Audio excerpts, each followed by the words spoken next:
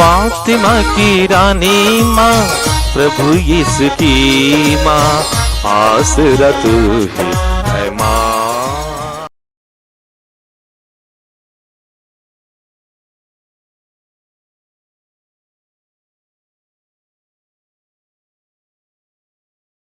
पहला पाठ प्रेरित चरित्र अध्याय 14 पद संख्याएं 19 से 28 तक।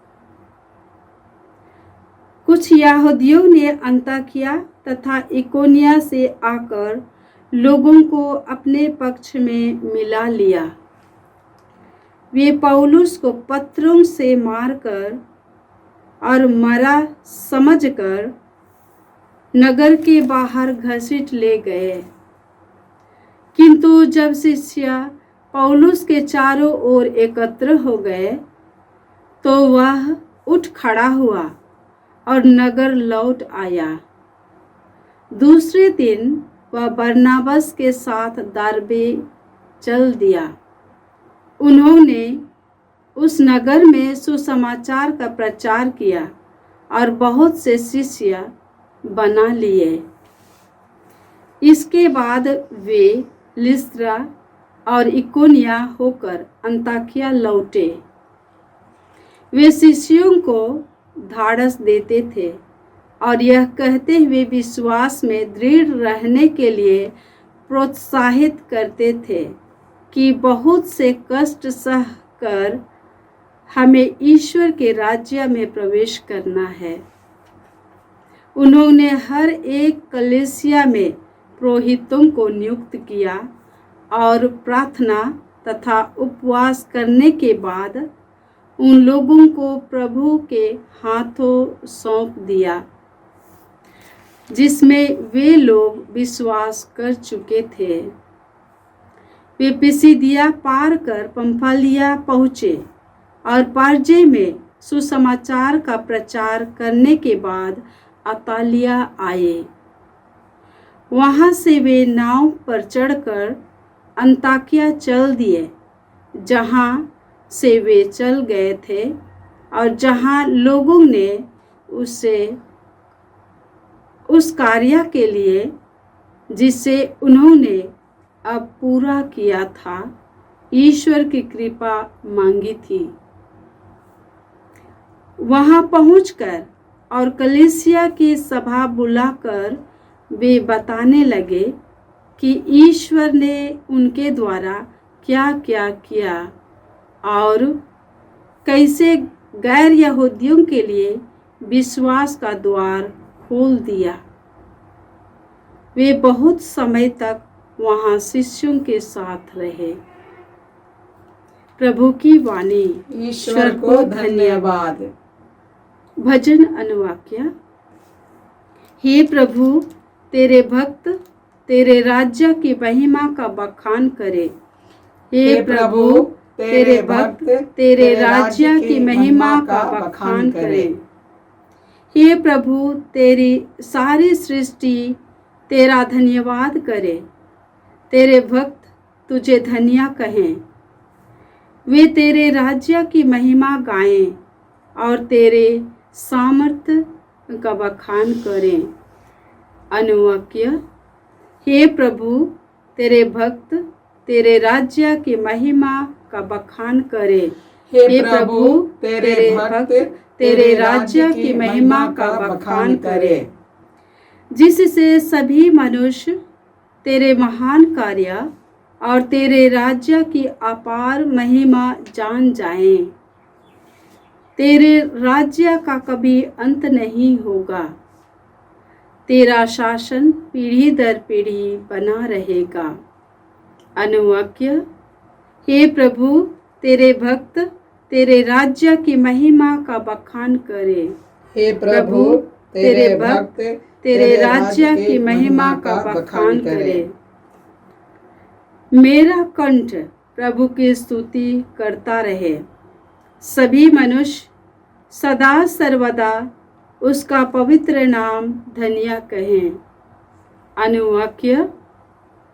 हे प्रभु, तेरे भक्त तेरे राज्य की महिमा का बखान करें।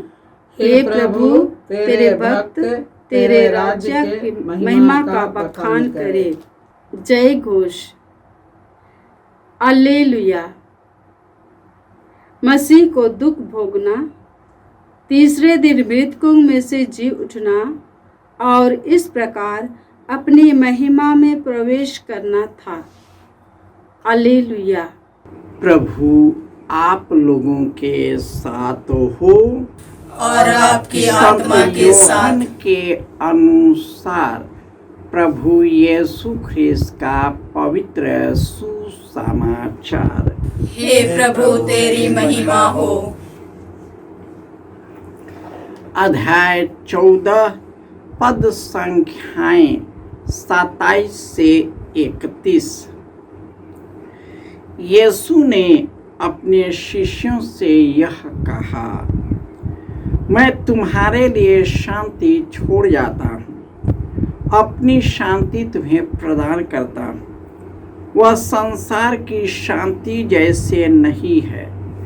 तुम्हारा जी घबराए नहीं, भीरू मत बनो।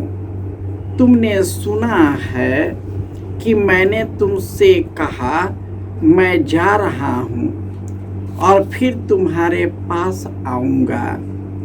यदि तुम मुझे प्यार करोगे तो आनंदित होते कि मैं पिता के पास जा रहा हूँ, क्योंकि पिता मुझसे महान है।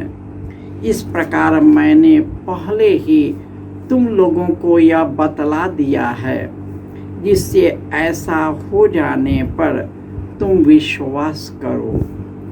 अब मैं तुम लोगों से अधिक बातें नहीं करूँगा, क्योंकि इस संसार का नायक आ रहा है।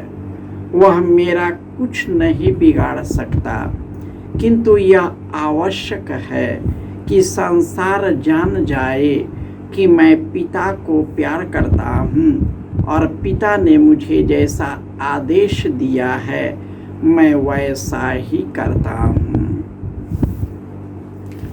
यह प्रभु का सुसमाचार है।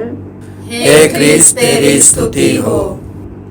ख्रिस्त में प्यारे भाइयों और बहनों, प्रभु यीशु ने मरते समय अपने शिष्यों को यह भविष्यवाणी किया था कि मानव पुत्र को बहुत दुख उठाना पड़ेगा, शास्त्री और फरीसियों के द्वारा मार दिया जाना होगा, परंतु तीसरे दिन जी उठना होगा।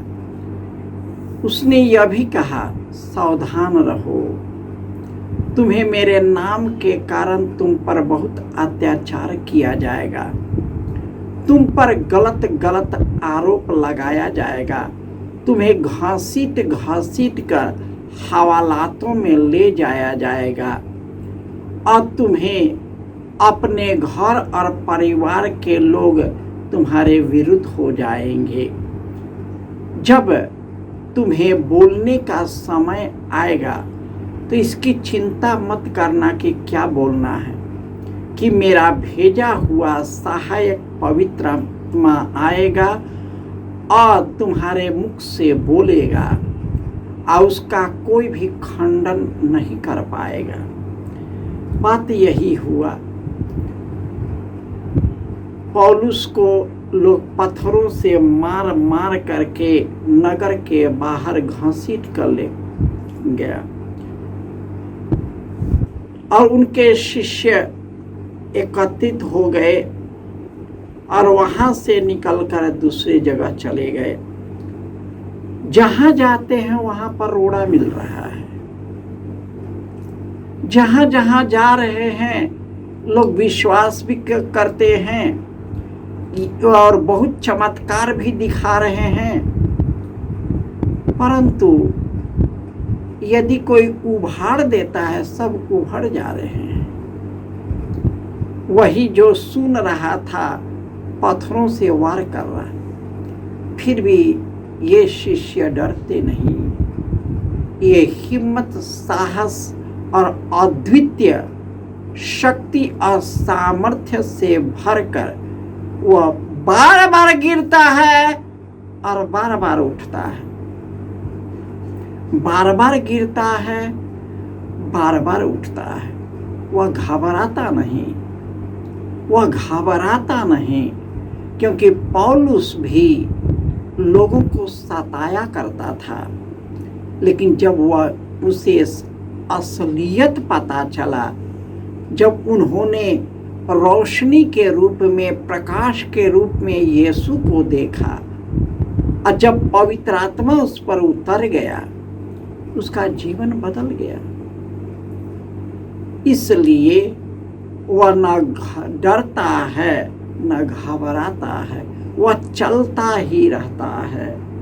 उसे मार दिया जाता है, उसे पत्थरों से मारा जाता है, उस पर थूका जाता है, उसे घसीटा जाता है, लेकिन वह यीशु को छोड़ना नहीं चाहता।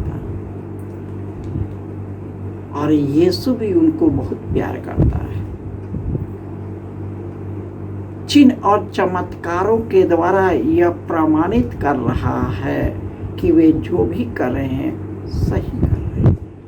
लेकिन बुराई में, सांसारिकता में आंखें बंद हो जाती है। आज लोग सुनेंगे, अब भड़काने वाले के वश में जा चले जाएंगे और वे हमारे विरुद्ध भड़क जाएंगे। यही दुनिया है, यही संसार है। लेकिन हमें घबराना नहीं है, निराश नहीं होना है। हम जब गिरते हैं, यीशु हमें उठाते हैं। और यीशु ने कहा है कि मैं तुम्हारे लिए शांति छोड़ जाता हूँ, अपनी शांति प्रदान करता हूँ। यह शांति संसार के जैसे नहीं। तुम्हारा जी घबराए नहीं, भीरू मत बनो। तुमने मुझसे जो कुछ सुना है वो सब बता दो। मैं जहां जा रहा हूं, तुम भी मेरे साथ वहां पर आओगे। तुम सदा के लिए आनंदित रहोगे, क्योंकि मेरे पिता मुझसे महान है, वह मुझसे पहले है। उस पर विश्वास करो। अब याद रखो, संसार का नायक आ रहा है। वह न मेरा न तुम्हारा कुछ बिगाड़ सकता है, क्योंकि संसार यह जान जाएगा कि पिता को प्यार जो करता है वह पुत्र को प्यार करता है, और जो पिता को प्यार करता है उसके आदेशों का वैसा ही पालन करता है जैसे यीशु ने अपने पिता का पालन किया। इसी प्रकार हमें भी यीशु के आज्ञाओं का पालन करना है, क्योंकि यीशु जो भी करता है पिता के इच्छा से करता है। वह अपनी इच्छा से कुछ नहीं करता। तो पिता यीशु में है, यीशु पिता में है, पवित्र आत्मा पिता और पुत्र दोनों में है, और यह तीनों मिलकर हमारे जीवन में कार्य करता है। इसलिए हमें डरने की जरूरत नहीं है, क्योंकि यही एक संसार और जीवन नहीं है जो मरने वाला है, क्षण भंगुर है, लेकिन एक अनंत जीवन है जिसके लिए यीशु हमारे लिए मर गए। वे अनंत जीवन हमें प्रदान किया है। उसी अनंत जीवन के मार्ग पर चलते रहे। जय यीशु।